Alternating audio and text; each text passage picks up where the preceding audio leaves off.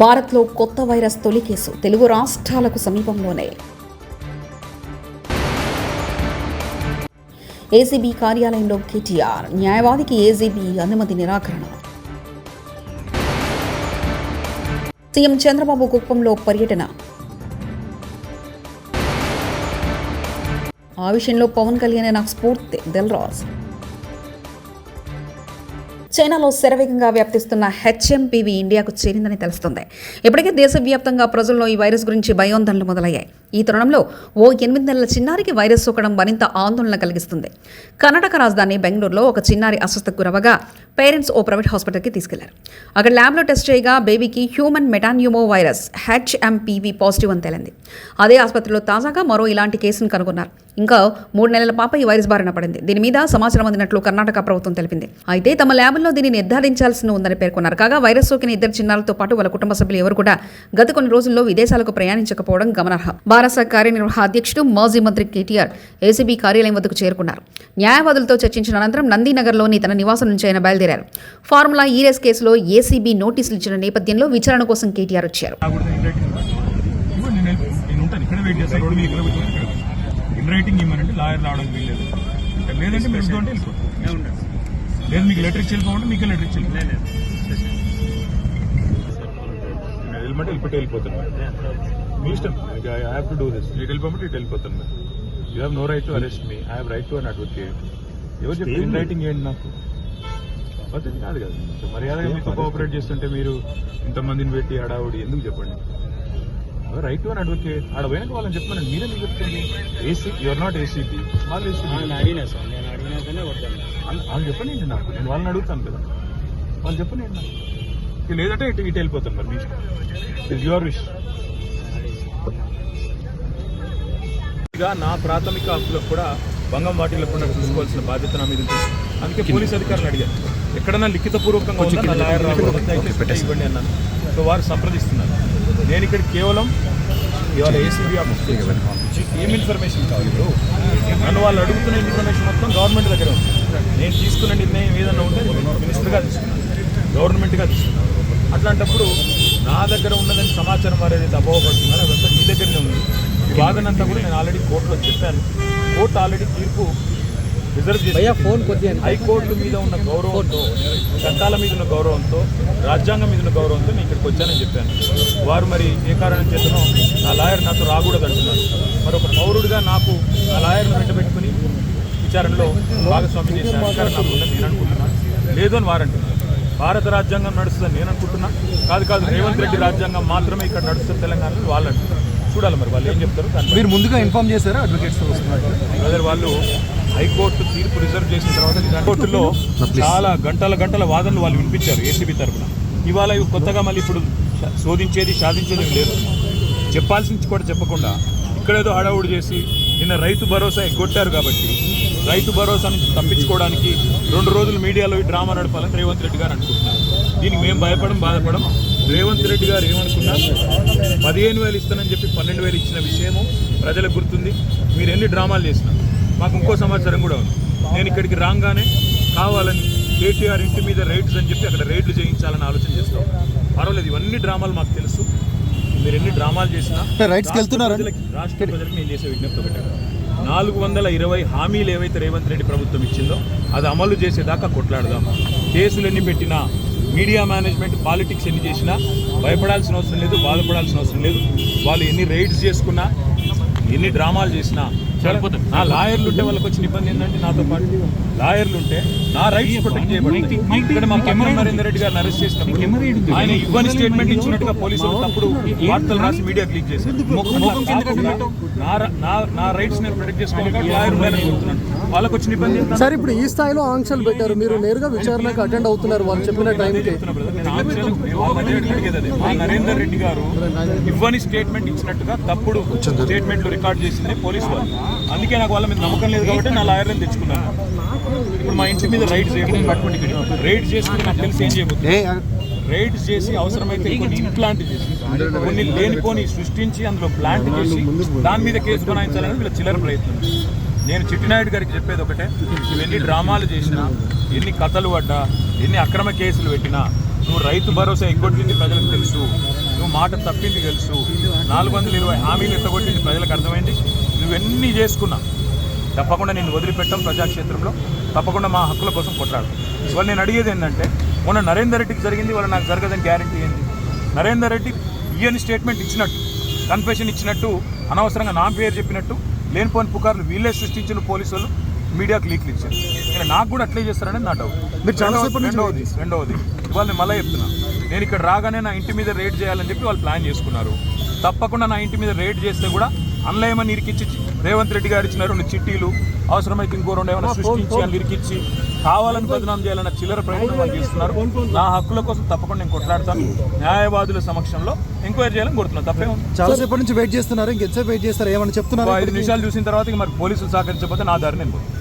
అంటే ఇప్పటివరకు అయితే ఏం చెప్పట్లేదు పోలీసు వాళ్ళు. మరి లిఖితపూర్వకంగా ఏం చేయట్లేదు, కానీ వాళ్ళు ఫోన్లు వాళ్ళు ఏదో మాట్లాడుతున్నారు పైకి. రేవంత్ రెడ్డికి మాట్లాడుతున్నారో, మరి ఇంకా డీజీపీకి మాట్లాడుతారో, ఎవరికి మాట్లాడుతారో తెలియదు. వాళ్ళు ఏం చెప్తారో దాన్ని బట్టి నా తదుపరి. సార్, ఇప్పుడు అడ్వకేట్స్ అనుమతి లేదు అనేది అయితే నిబంధన లేదు కదా? అడ్వకేట్స్ అనుమతి లేదు అనేది తప్పు.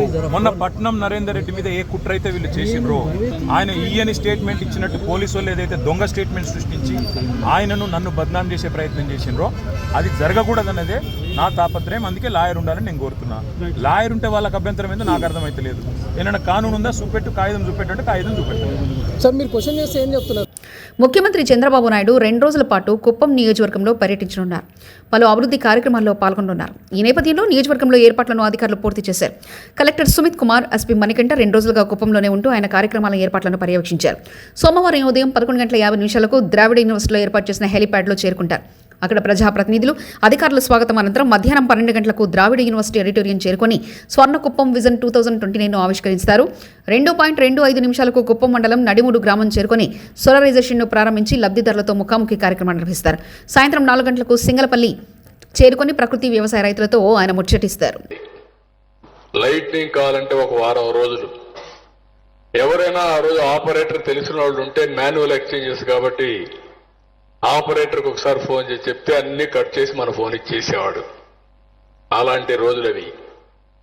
ఆ రోజుల్లోనే చైనా చాలా ఫాస్ట్గా ముందుకు పోతే నేను గట్టిగా ప్రయత్నం చేసి ఆనాటి సక్సెస్ ప్రైమ్ మినిస్టర్స్తో దేవేగౌడ కానీ, గుజరాల్ కానీ, తర్వాత వాజ్పేయి గారితో గట్టిగా మాట్లాడి వాజ్పేయి గారి ఆధ్వర్యంలో ఈ యొక్క ఐటీ ఏదైతే కమ్యూనికేషన్ రిఫార్మ్స్ తీసుకొచ్చిన ఘనత భారతదేశానికి వచ్చింది. అందులో ప్రముఖ పాత్ర తెలుగుదేశం పార్టీ పోషించింది. నేను ఇచ్చిన రిపోర్ట్ రాయన్ని ఆ రోజు యాక్సెప్ట్ చేసే పరిస్థితికి వచ్చారు. ఈ రోజు ఒక పక్కన ఆర్థిక సంస్కరణలు, ఇంకో పక్క ఐటీ ఫస్ట్ మూవర్ అడ్వాంటేజ్, ఇంకొక పక్కన విండ్ ఫాల్ గెయిన్ గా యువత ఒక డెమోగ్రఫిక్ అడ్వాంటేజ్ వచ్చింది మన దేశానికి. అన్ని దేశాలు కూడా మీరు ఒకసారి చూస్తే ఊహించని ఒక ఊబిలో, ఒక క్రైసిస్ లో చిక్కునే పరిస్థితికి వచ్చారు. వైఎస్ఆర్సీపీ హయాంలో వచ్చిన ప్రాజెక్టులు తమ ప్రభుత్వంలో వచ్చినట్లు టీడీపీ నేతలు చెప్పుకుంటున్నారని ఆరోపించారు మాజీ మంత్రి గుడివా రామన్నాథ్. రాష్ట్రంలో ఏ శాఖ మీద అవగాహన లేకుండా నారా లోకేష్ సకల శాఖల మంత్రిగా తయారయ్యారని ఎద్దేవా చేశారు. ఇదే సమయంలో విశాఖలో ఐటీ రావడానికి కారణం వైఎస్ కుటుంబం అని చెప్పారు మాజీ మంత్రి గుడివాడ అమర్నాథ్. గత ప్రభుత్వం మీద, వారి నిర్ణయాల మీద లేనిపోయినటువంటి ఆరోపణలు, రాజకీయ ప్రసంగాలు, రాజకీయ విమర్శలు చేసి నిన్న అబాస్పాలు అయిపోయినటువంటి సందర్భాలు కనబడతా ఉన్నాయి. వాస్తవానికి రాష్ట్రంలో సకల శాఖ మంత్రిగా, ఏ శాఖ మీద కూడా అవగాహన లేనటువంటి సకల శాఖ మంత్రిగా గడిచినటువంటి 7 నెలలుగా లోకేష్ గారు మంచి పేరు తెచ్చుకున్నారు. మంచి కలెక్షన్ కింగ్గా గడిచినటువంటి 7 మాసాలు రాష్ట్రంలో ఎక్కడ ఏ రకమైనటువంటి దోపిడీ చేయాలి, అన్ని శాఖల్ని ఆయన గుప్పెట్లో పెట్టుకొని ఏ శాఖ నుంచి ఏ రకంగా రాబడి వస్తుందన్నటువంటి దాని మీద ఎక్కువ శ్రద్ధ పెట్టినటువంటి వ్యక్తిగా పేరుగాంచినటువంటి సందర్భాలు మనం చూసాం. అయితే నిన్న వారు చేసినటువంటి ఆరోపణలు, కొన్ని ప్రధానమైనటువంటి ఆరోపణలు, వాటికి సమాధానాలు మీ ద్వారా ప్రజలకు చెప్పాలన్నటువంటి ఉద్దేశంతో మీ ముందుకు రావడం జరిగింది. వారు చేసినటువంటి ప్రధానమైనటువంటి ఆరోపణ ఏంటంటే ఉత్తరాంధ్రకి జగన్మోహన్ రెడ్డి గారు చేసింది ఏంటి, ఆయన ఏమీ చేయలేదు. గడిచినటువంటి 5 సంవత్సరాలుగా జగన్మోహన్ రెడ్డి గారి పాలనలో ఉత్తరాంధ్రకి ఏమి మీరు చేశారనేటువంటి విషయాన్ని వారు అడగడం జరిగింది. ఎక్కడి నుంచి, శ్రీకాకుళం నుంచి పాయకరావుపేట వరకు మొదలు పెట్టమంటారా, లేదా పాయకరావుపేట నుంచి శ్రీకాకుళం వరకు మొదలు పెట్టమంటారా? గతంలో 15 సంవత్సరాలు మీ తండ్రి గారు ఉమ్మడి రాష్ట్రానికి 10 సంవత్సరాలు, రాష్ట్ర విభజన జరిగిన తర్వాత 5 సంవత్సరాలు, 15 సంవత్సరాలు మొన్న వచ్చినటువంటి అధికారానికన్నా ముందు 3 పర్యాయాలు ఈ రాష్ట్రానికి ముఖ్యమంత్రిగా చేశారు. చర్లపల్లి రైల్వే టెర్మినల్ను ఆధునిక సాంకేతికత, అత్యాధునిక సౌకర్యాలతో నిర్మించారు. ప్రయాణికులకు విమానాశ్రయంలో ఉన్నామా అనుకున్నట్లుగా సౌకర్యాలు కల్పించారు. సోమవారం దీనిని ప్రధాని మోదీ వర్చువల్గా ప్రారంభించారు. చర్లపల్లి రైల్వే టెర్మినల్కు సంబంధించిన డ్రోన్ దృశ్యాలను మీరు చూడండి.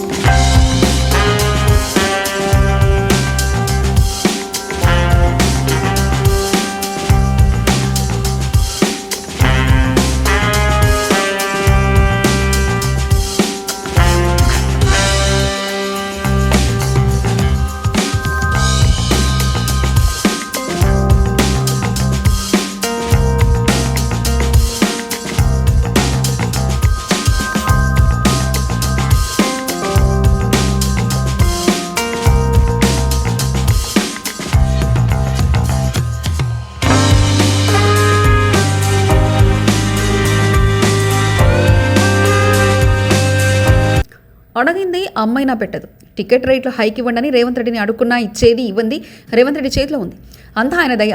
సీఎం రేవంత్ రెడ్డి సినిమాలకు అన్నీ ఇస్తానని అన్నాడు. ఆశతో ఉన్నాను. ఏపీలో టికెట్ రేట్లు, బెనిఫిట్ షోలు ఇచ్చారు. తెలంగాణలో కూడా ఇవ్వండి అని అడుగుతా అంటూ ఎఫ్డీసీ చైర్మన్ నిర్మాత దిల్ రాజు అన్నారు. చూస్తే తెలుస్తుంది, మీకు ఏం కావాలన్నా తీసుకోండి, మీరు అది తీసుకోండి, ఇది తీసుకోండి. ఆయన స్పీచ్ చూడండి. మేము ఇండస్ట్రీకి అగనిస్ట్ కాదు, అన్నీ ఇస్తాము, కానీ ఇలాంటి ఇన్సిడెంట్లు జరిగి మాకు ఇలా జరగకూడదు, జరిగింది కాబట్టి ఫర్దర్గా నేను ఇలాంటి నిర్ణయం తీసుకుంటున్నాను అని చెప్పారు. సో అన్నీ ఇస్తానని కూడా చెప్పారు. నేను ఆశతో ఉన్నాను. ఆయన స్పీచ్ మీరు ఒకసారి రివైండ్ చేసుకొని చూడండి అసెంబ్లీది. నేను 10 సార్లు చూశాను. అన్నీ ఇస్తాను అంటున్నారు, అన్నీ ఇస్తాను అంటున్నారు, మీరు అన్నీ తీసుకోండి అంటున్నారు. ఇప్పుడు అడగలేదు అనుకో, ఆకలి అవుతుందని అమ్మ కూడా అన్నం పెట్టదుగా. ఐ వాంట్ ప్రొడ్యూసర్గా ఆ స్టేట్లో వచ్చింది, మీరు మాకు కోఆపరేట్ చేస్తే బాగుంటుందని అడుగుతాను. తర్వాత ఇక ఆయన నిర్ణయం ఫైనల్. హన్మకొండలో ఉప ముఖ్యమంత్రి బట్టి విక్రమార్కకు అవమానం. ఎలక్ట్రిక్ బస్సుల ప్రారంభోత్సవం, బట్టి విక్రమార్క ఫోటోని మర్చిపోయిన అధికారులు, గమనించిన తర్వాత ఫోటో నటించిన అధికారులు, బీజేపీ నాయకుడు బండి సంజయ్ ఫోటో పెట్టి బట్టి విక్రమార్క ఫోటో ఇలా మర్చిపోతారంటూ మండిపడ్డ బట్టి వర్గీయులు. అదే పట్నం వచ్చి పనిచేస్తే 800 ఇస్తాను, లేదునయ్యా బస్ కిరాయి లేదు, సగంగా వస్తాను. కాబట్టి ఒక చక్కటి పథకం, మహాలక్ష్మి పథకం. మరి ఒక సంవత్సరం లోపలనే 116 కోట్ల మంది మహాలక్ష్మి పథకం ద్వారా ప్రయాణం చేశారు. మన అక్కలు, మన చెల్లెలు, ఈ తెలంగాణ రాష్ట్రంలో ఉన్నటువంటి మరి మహిళా సోదరి మనులందరూ కూడా. అదే విధంగా 4,000 కోట్ల రూపాయలు ఆదా అయింది వాళ్ళకి. ఏది టికెట్ కొనకుండా మరి 0 టికెట్ ద్వారా వారు ప్రయాణం చేసినందుకు. చక్కటి పథకం కదా. బస్సు ఎక్కడ ఎక్కి బస్సు ఎక్కడ దిగినా, బస్సు ఎక్కడ ఎక్కి బస్సు ఎక్కడ దిగినా, ఎక్కడ ఎక్కి బస్సు ఎక్కడ దిగినా, ఏ పల్లెల నుండి ఏ జిల్లకు పోయినా, పల్లెల నుండి ఏ జిల్లకు పోయినా, ఏ పల్లెల నుండి ఏ జిల్లకు పోయినా, పల్లెల నుండి ఏ జిల్లకు పోయినా, ఆర్టీసీ బస్సులో అక్కలారా నీకు ఉచిత ప్రయాణం మా తల్లులారా.